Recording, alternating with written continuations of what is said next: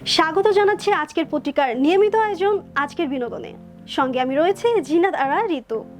আমির খান মানেই স্পেশাল, আর এবার তিনি ফিরে এসেছেন সিতারে জামিন পার নিয়ে।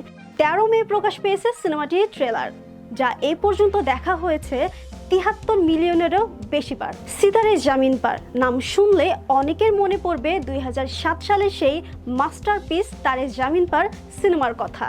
কিন্তু এবারে গল্পটা একটু অন্যরকম। সিনেমার ট্রেলারে আমরা দেখতে পাই বিশেষ চাহিদা সম্পন্ন কিছু তরুণদের ঘিরে একটি হৃদয় ছোঁয়া, মজার ও প্রাণবন্ত গল্প। বিশেষ চাহিদা সম্পন্ন একদল মানুষ কিভাবে বদমেজাজি স্বভাবের বাস্কেটবল কোচকে ভালো মানুষ হতে শেখায়, সেটাই দেখা যাবে সিনেমায়। ট্রেলারের শুরুতেই আমরা দেখি আমির খান একজন বাস্কেটবল কোচ।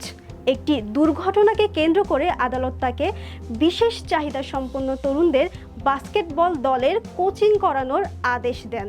একটি টুর্নামেন্টের জন্য এই বিশেষ দলকে প্রস্তুত করা নিয়ে বেশ হিমশিম খেতে দেখা যায় আমির খানকে।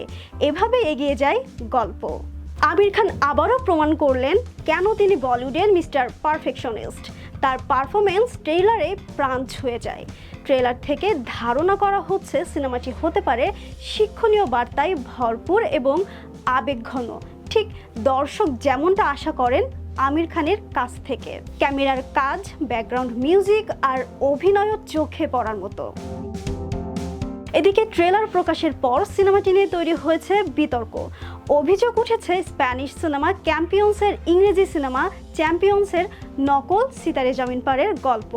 তবে নকল কিংবা ইনফ্লুয়েন্সড যাই হোক না কেন, সামাজিক বার্তা, কমেডি আর ইমোশন সব মিলিয়ে ট্রেলারটি এক কথায় প্রমিসিং। সিনেমাটি মুক্তি পেলে যে এটি অনেকের মন ছুঁয়ে যাবে তা নিয়ে কোনো সন্দেহ নেই। 20 জুন প্রেক্ষাগৃহে মুক্তি পাবে সিনেমাটি।